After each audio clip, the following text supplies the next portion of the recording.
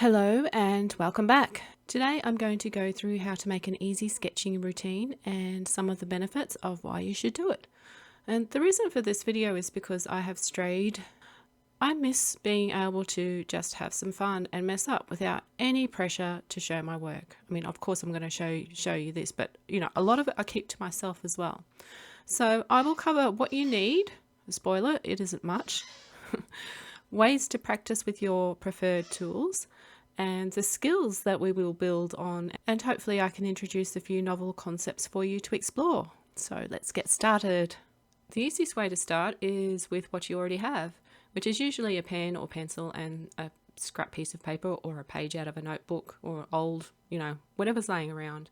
I'm going to use a random pencil and printer paper. I used to use the backs of envelopes or flyers that you used to get in the mailbox, but we don't get so many of them nowadays. So for me, the best option is just to buy a ream of printer paper and go at it. Easy as that. So I'm going to say, to start with, if you're using pencil, try not to feel the need to erase your mistakes when you see them. We have other methods for dealing with mistakes. You will also need something to draw, a subject, anything will do. I'm going to do one using references from Pinterest because I want to practice my figure gestures, and then one using some objects that I have around me. And I don't tend to do the physical objects around me very often because it does get a little bit boring, but it is still a really good, valuable exercise to do every now and then. It is really good just to change things up. Now, I do recommend to have your subjects pre-planned if you can. Or if you get stuck, just look around your environment or out your window if you have one. But really, the reason why I suggest pre-planning is because sometimes it can take a really long time to find what it is that you want to draw when you're just browsing.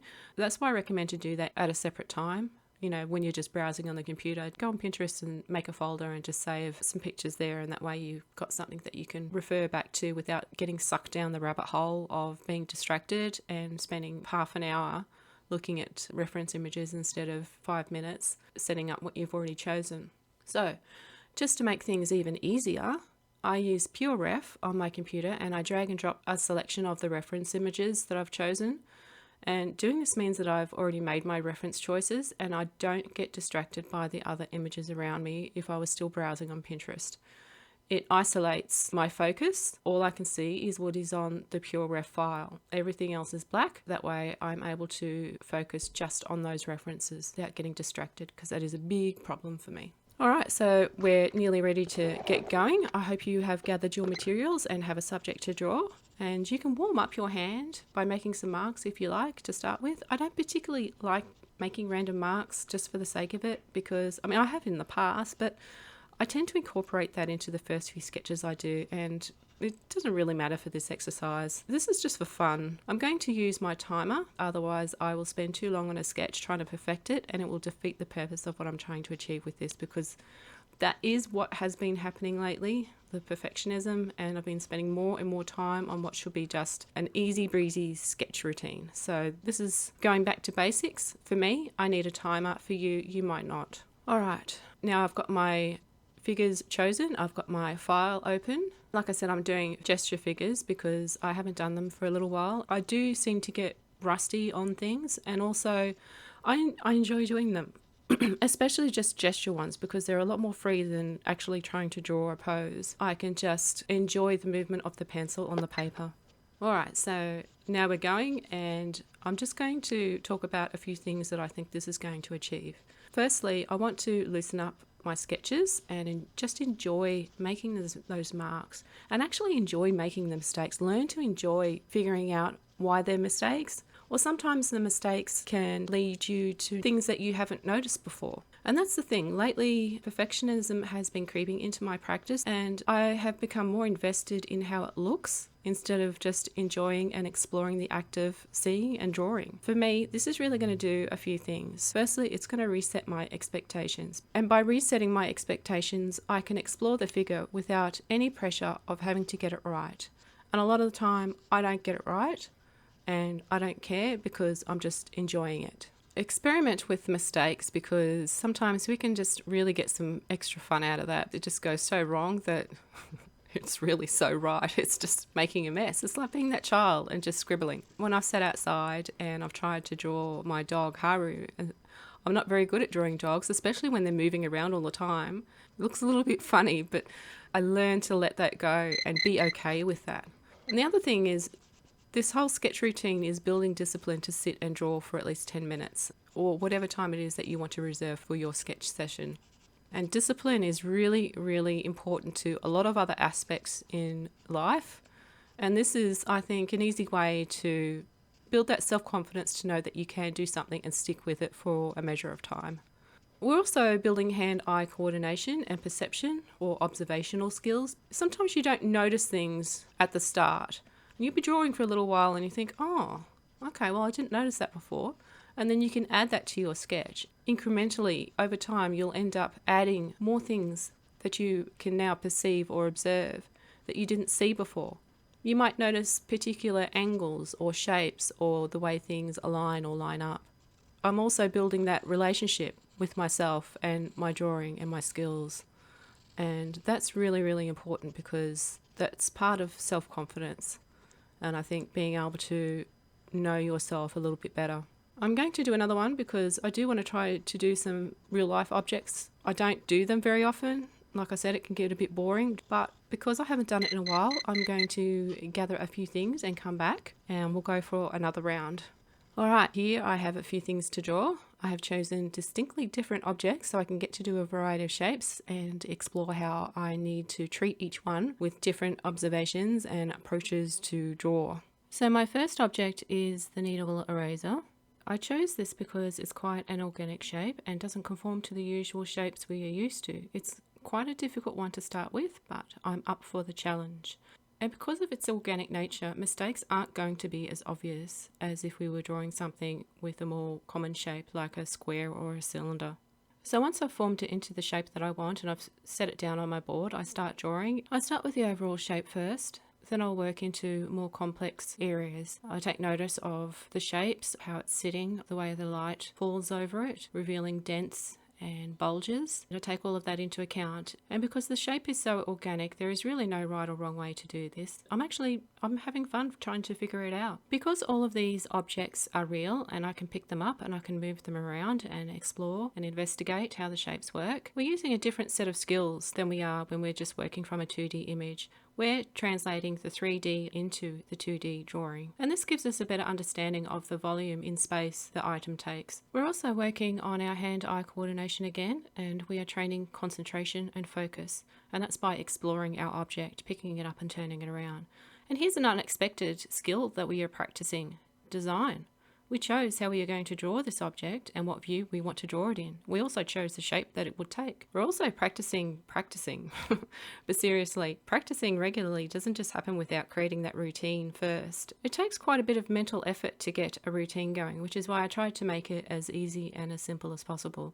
And I've had days where I've been just too tired to draw, and I will draw some random shapes and boxes because I still want to draw something, but I don't have the focus to practice anything in particular. So I try drawing tumbling boxes from imagination or just, whatever comes to mind. Some days it goes pretty much as well as expected. But I do promise you, if you do this regularly enough, you will feel the need to sketch and it will become a natural part of your day, to the point where it feels weird when you don't. I actually look forward to doing this now, just like I used to look forward to playing a game. Now I look forward to sitting down and drawing something. It's fun. So with the next two objects, we have the cylindrical makeup brush shape, and the last object is the little I don't know what that is, a little keychain with a bell on it, which was quite difficult. That was the most complex object that I tried to sketch. While that's going on in the background, I also want to discuss why you should try a sketching routine in the first place, especially if you're not interested in taking your drawings any further. You don't particularly want to make a career out of it, you just want to have fun. And my answer to this question might surprise you, or at least I would like to imagine it does, and there are a few reasons. It's a time when you can slow down and take in something around you and make a ritual of it, and you'll begin to look forward to it. Enjoy those 10 minutes or so, however long you decide to take. It's your time. Sketching and art in general, I find, improves observation and also contemplation. A lot of us sleepwalk through our days and barely notice anything anymore, especially with our phones and so much media around all the time, 24/7. There's just so much enrichment around us. It could be as simple as taking the time to see the way a leaf flitters in the breeze, or the way the sunlight catches it as it shimmers every time it moves. Or it could be that you notice the shape of your shadow on the ground. I'll wave to my shadow sometimes. It could be that you notice the people around you and more about them, and you start to wonder, I wonder what their life is like when you see their expressions on their faces. Sometimes they walk with determination, sometimes they walk with their head bowed. And sometimes I wish I could just capture this in my drawings. It's also an attitude adjustment. I'm not as afraid to draw some of those things as I used to be, because it's okay if I don't get it. I'm developing a better relationship with the act of drawing or sketching, and because the end product doesn't matter, I can really free myself from that feeling that I must draw something good. It has to be perfect, because I can throw it away. Once I've stopped drawing, the process is done. It's served its purpose. Although I do recommend you keep some of them at least, because it's fun to look back at them one day. When you find that stack of papers, you can revisit those times and experiences. Be pleasantly surprised at what you did. And I always say this, but just let go of perfectionism. It's so hard to let go of that damn perfectionism. All the time we spend judging ourselves and everything that we do. How freaking hard that it is for some of us just to let go. I know I find it very difficult, and that's why I revert back to doing my morning sketch routine in just pencil and paper, and it just frees me up. It's because we're encouraged to consume so much these days. It's nice to have a change and create something instead. And I did touch on that subject in my last video. It's our time to stop consuming and take a pause to observe, explore, contemplate, and then create. And what you create is up to you. You can keep it as random papers filled with sketches, or you can keep a cheap sketchbook and write down some thoughts along with your sketches. I do that quite often, and occasionally the other way around. Sometimes I will draw in my journal. The thing is, occasionally we can surprise ourselves in different ways when sketching. And I have sometimes made some very, very bad sketches that's ended up being hilariously funny to me. So I've kept it. I look at it when I need that little reminder that I don't have to be perfect. Mistakes can be funny, or something clicks, and the sketch is actually kind of okay. It's always a pleasant surprise when that happens, but it's okay even if it doesn't. So there might come a time when you want to take this further. You want to explore some other subjects or media, and I recommend that you do. I also recommend that you try to keep a stack of printer paper or a cheap sketchbook just to keep doing the pencil sketches in. That way you always have something to fall back on when it feels like things are getting just too complicated. Remember, we want to keep this easy, and if you're like me, over time we tend to overcomplicate things and then feel like we can't do anything. And this is why I'm making this video now, because I did fall into that trap recently when I realised I wasn't doing these disposable sketches regularly anymore. And I think it's important to keep them as our safe space to mess up and explore. And when that happens, and I go back to my morning sketch ritual, I feel more relaxed, more calm, more relieved that at least I still have this. It's comforting, and that's what we want to make this practice. But when the time comes, when you want to try something different, and that's okay as well, there are many things to create and many ways to create them and many materials to explore. You could start by using pen instead of pencil or charcoal and explore how that will look and feel to use, or try adding some colour with a few colour pencils or pens, or even try out watercolour or gouache paints. Also, if you want to hate yourself, you can try oil pastels. My love-hate relationship continues. And in fact, the recent oil pastel creations and how I felt about the process of doing them is one of the reasons why I went back to doing pencil sketches. They made me want to crawl back into my safe space.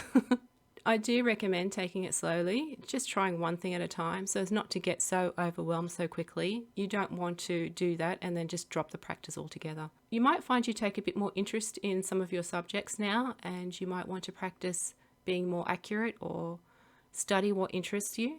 And this routine is a great place to start from. It's your base to start exploring your interests. I also recommend limiting your sketch time. Use a timer, because we can tend to just spend too much time on one thing and lose the purpose of the sketch. And it's just a way of avoiding burning out. We want to put pencil to paper, but we also need to learn to let it go and move on to the next thing to draw. And sometimes I will sit outside and sketch what's there, just a few things, not everything, or even just part of something. I have done that while having coffee outside and trying to sketch part of a plant because the whole plant is just too overwhelming for me. Or I will try and sketch the dog, Haru, while she's laying down. And she moves around a lot, so it gets a little bit hard, but if I don't finish it, I have to let it go. Sometimes I'll only get 10 seconds to draw her, but the variety will keep you interested. And you always have your safe space, your safe sketch space to fall back on. So there you have it. I hope I have convinced you to try this out and start your own routine. I hope I have shown you an easy path forward to get started so that you can explore what you find interests you. And I hope you can find the time to spend on yourself and enjoy the process of sketching without fear, of sketching the world around you and all the benefits that it has. I do find the biggest effort expenditure for this routine is letting go of what you expect to end with. Instead, look a little bit deeper than the end result. It's far more valuable than that, and that value will be different for everybody. I hope you're able to discover some things that I haven't covered in this video, and if you do, let me know in the comments. And enjoy your new pastime. I really hope you take it up. I think everybody should. Anyway, that's it for today. Subscribe if you enjoyed this and let me know if you did. And as always, keep learning and discovering, keep drawing, and let's get better together.